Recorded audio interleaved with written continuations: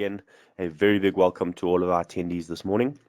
Again, a very big thank you to IOPSA, the Institute of Plumbing South Africa, really doing a lot to promote health and safety in the industry, as well as SIOSH, who accredited this with 1 CPD point.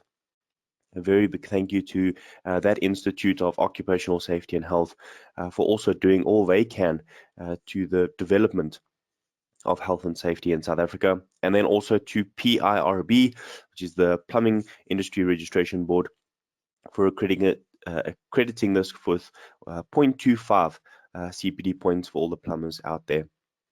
So last week we discussed hazardous substances, and this morning we are going to be looking at hazardous environments. In particular, we want to look at confined spaces.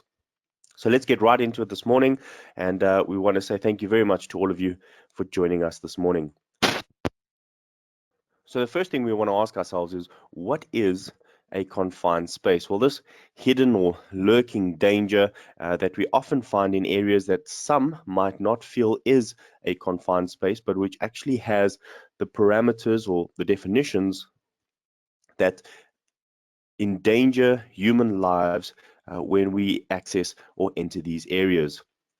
Now, a confined space is an area which is the right size and shape to allow a person to enter, but it has limited entrances and exits, and it is not designed for continuous occupancy.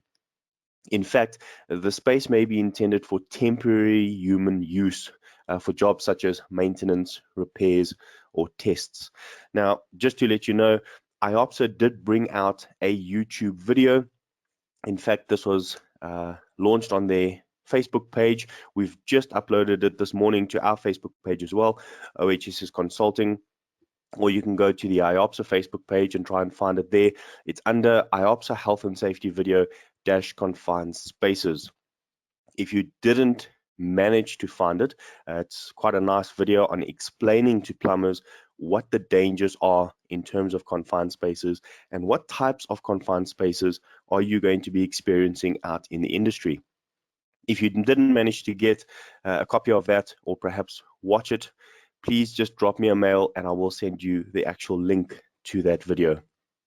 But why do we say confined spaces are so dangerous? Well, there are a number of reasons, and we're going to take a look at that at the moment.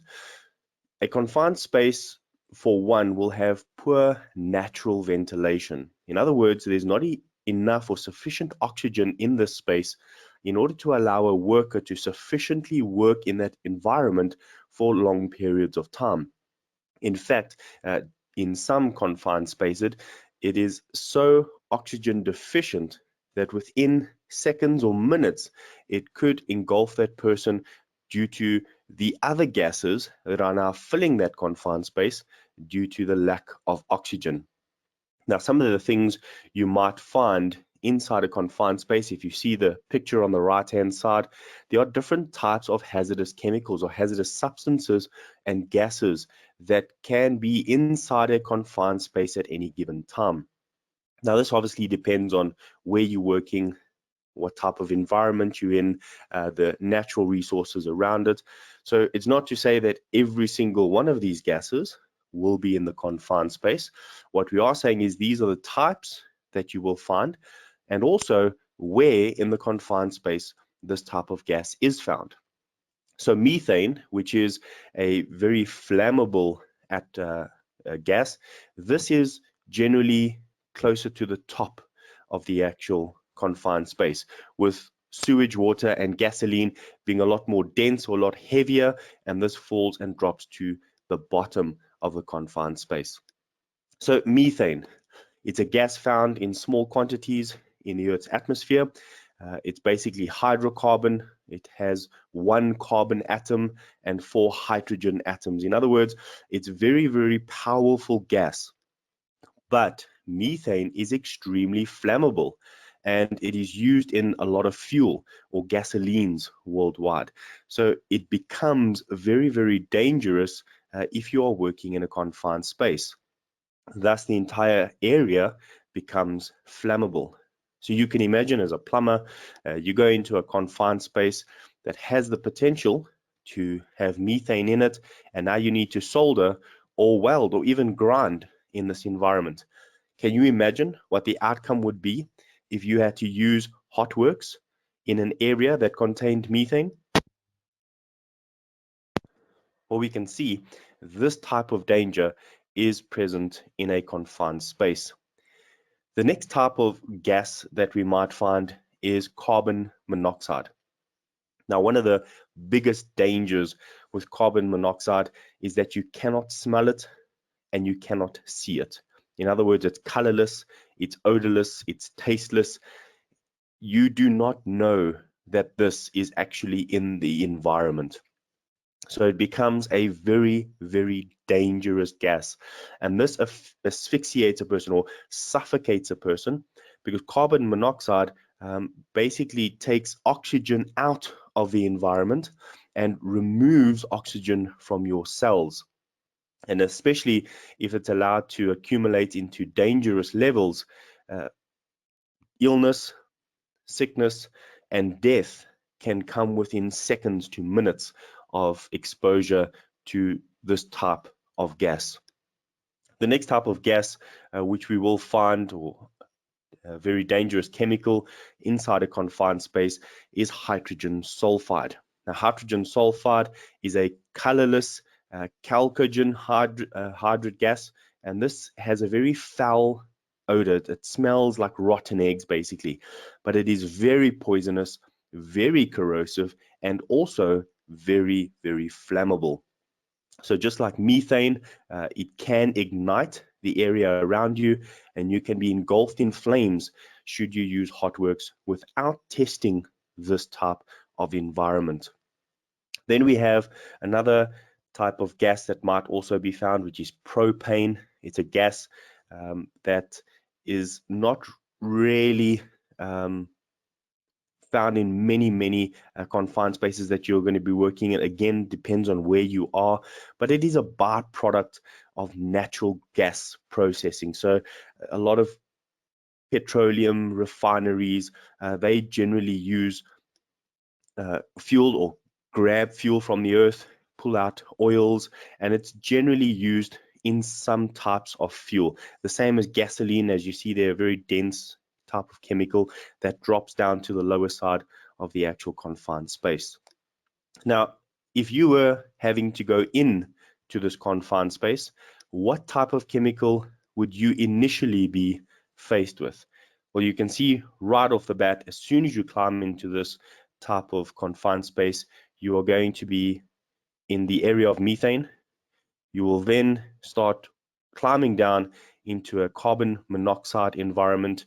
You will then eventually be standing with the air around you being hydrogen sulfide or even propane. Many of the pipes, though, that we are working on are very low to the ground. And so when we have to work inside or near the sewer water itself on the piping, now we are exposed to those heavier gases such as propane and gasoline. So confined spaces contain hazards to our health and safety. These might be other types of machinery. It could be liquids such as the sewage water, other materials which could cause suffocation or entrapment, and even a dangerous atmosphere like the gases that we've just discussed. So confined spaces are extremely dangerous, and the dangers are real to many out there. But many do not take these dangers seriously. So what do you need to do in order to ensure you are kept safe when working in a confined space? Well, for one, we must have a confined space entry program. Now, this basically has 5 components. There are more, but we just try to simplify it as much as possible for this toolbox talk. So the 5 main points that we want to bring out to you that you should have in place for any plumber working in a confined space are the following 5 things. The confined space must be identified. So you need to know whether it is a confined space or not. The second is to have an entry permit system to give you specific, detailed written permission before you are allowed to enter this confined space. And you can see a very brief type of confined space entry permit on the left-hand side. Then the atmosphere of that confined space must be tested, but by a qualified and trained person before anybody is allowed to enter that confined space. Then an atmosphere which may be hazardous is ventilated or purged with air. Now, when we speak about ventilation, we are not saying that you need to extract hazardous substances or chemicals or byproducts out of the confined space. You don't want to suck air out. You want to blow air in. So fresh air must constantly be pumped in to the confined space, because you do not want to remove, or if we could, we'd love to remove the hazardous substance, but you're also going to be removing what's left of the oxygen inside of that area. So what you want to do is pump fresh oxygen inside, and that will disperse the other chemicals and allow fresher oxygen to be inside. But does this mean that you shouldn't use masks or respirators in this environment? Not at all. PPE is still required. So even though you are blowing fresh air into this environment, please remember you still need to have the appropriate PPE, perhaps even a breathing apparatus, depending on the type of confined space you are entering. Then lastly, the other hazards that you are finding in this environment, done in accordance with a proper risk assessment, are removed and isolated from that confined space. So just as a quick one, some sources of energy, such as electrical currents, steam sources, these should be locked out and tagged out. So you can see, although we're just speaking about 5 components, there are quite a few additional items that we need to take into consideration that might fall as part of or as a subsection of one of these components that we've just spoken about. But please remember, we need to take the work of ensuring the safety of employees going into this confined space before the entry. We do not want to be reactive in this situation. We want to be proactive, especially when it comes to this type of hidden danger. And then also, as a side note, for that qualified and trained person who is going to test the atmosphere, we must keep in mind, as we saw in the slide before, that the different types of gases that we are going to experience may be at different levels of the confined space. So when we're using a certified and approved testing method for checking the atmosphere inside a confined space, remember to look at all areas of the confined space as well. You might need to have it slightly lowered in to the actual confined space or further into the confined space to perhaps find hydrogen sulfide, which is heavier than oxygen. Perhaps you're going to be lifting it up closer to the middle of the space, looking for carbon monoxide, which is the same density as oxygen or air. And then you will test the last entry point right at the top of this confined space, looking for that hazardous substance, methane, which is lighter than oxygen. So please remember, you're not just going to be taking one test. You need to be taking tests throughout the entire confined space. So we hope you understand the seriousness of confined spaces, and please, we do encourage you to reach out to us if you have any questions about confined spaces. And this is because we want to ensure the safety of each individual that is involved in confined space work.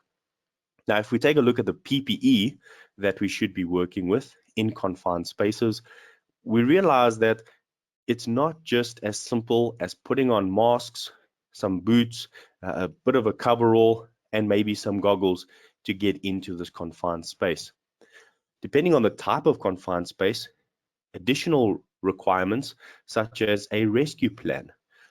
Should that person be engulfed by a hazardous chemical substance, a chemical, a gas, some other dangers that might be lurking inside that confined space, how will you get that person out? And if you go in, what type of safety precautions are you taking so that you do not become a victim of the hazards inside that confined space? We need to have air blowers in order to have that purged air and the continuous blowing of fresh oxygen into that environment. We want to have perhaps movable fences, cones, or barriers so that nobody else could fall into that confined space. Perhaps nobody else can walk into that confined space by accident. So clear guards, signs, a proper lifeline, good communication. And remember, if a confined space entry permit as well as a full confined space plan is in place, there is always someone outside that confined space who acts as a supervisor or a mentor, an overseer that is constantly checking and watching and communicating with those inside the confined space. Good, adequate lighting will also be needed. Perhaps you might need your first aid kits. Just remember to have a qualified first aider on site. Your breathing apparatus, a toxic gas meter to check the atmosphere, and all the necessary PPE that go along with this. For some types of confined space entries, you may need a full body harness connected to a tripod in order to lift the person out of that sewer line or the type of confined space entry that requires this type of access. So there's a lot involved in ensuring your confined space work is done not only according to legislation, the regulations that govern our health and safety in South Africa, but also with a view to a proactive approach to health and safety, ensuring that those lives that go inside this confined space are kept safe at all times. Now, we mentioned the need for this type of rescue plan, ensuring that we do it before we go into the type of work. We have the plan, the safe working procedures, the risk assessment, method statements, in order to understand what could go wrong and how do we prevent it from happening. But should it happen, how do we action a good rescue? One thing we need to keep in mind is half of confined space victims were attempting to rescue someone else when they died. That means out of 100 people that died in a confined space entry, more than 50 of those were not originally in that confined space. They went into the confined space in order to rescue the person that was in there. They succumbed to the hazards inside the confined space and they died. So in other words, just by ensuring we have proper planning, a good rescue plan and team on site, we can prevent more than half of the deaths that recur every single year in confined spaces. We can then further decrease those deaths by ensuring that the workers inside the confined spaces are also kept safe at all times. So please, if you need any information on confined spaces, permits, why not reach out to us? We can give you some headers and also perhaps point you in the right direction with a specialist company that can train you in confined space entry, in permits, as well as the use of the PPE that may be needed. So ensure you have a proper confined space program. Why not head out to the IOPSA YouTube channel, perhaps even their Facebook channel, and take a look at that video on confined spaces, and maybe just remind yourself and your team not only of the dangers, but also of the positive results that come from proper planning, risk assessment, and managing this type of work. So we want to say thank you very much to all of you who joined us this morning for these Toolbox Talks. As we mentioned, we try and keep them short, down to 20 minutes or less, and then we leave time for a few questions. Before we get into the questions, we want to remind you about next week's Toolbox Talk that is on registers and checklists, where we will be giving you templates of registers and checklists, things like hand tools, portable electrical tools, ladders, first aid kits, grinders, anything that you might be working with as a plumber. But we also want to remind you that we do have a COVID-19 pack that we would like to give you. Now, this is not like many other companies. There is no catch. We would like to give it to you free of charge. And at the same time, it is going to come to you in Word document. It's not going to be password protected. You are going to be able to edit this document completely. So please let us know if you'd like this document. It is a COVID-19 management plan. It's got posters.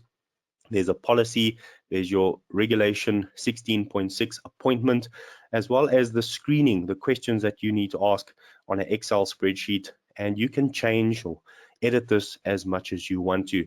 So this is just on behalf of OHS's Consulting to all of you plumbers out there, to any of you listening in. If you would like this type of document, this COVID-19 pack, perhaps you want to take it and not use it, but give it to someone else. Give it to your subcontractors. Why not reach out to us today? You can drop me a mail, chris@ohss.co.za, and I'll ensure that I get those documents to you as soon as possible.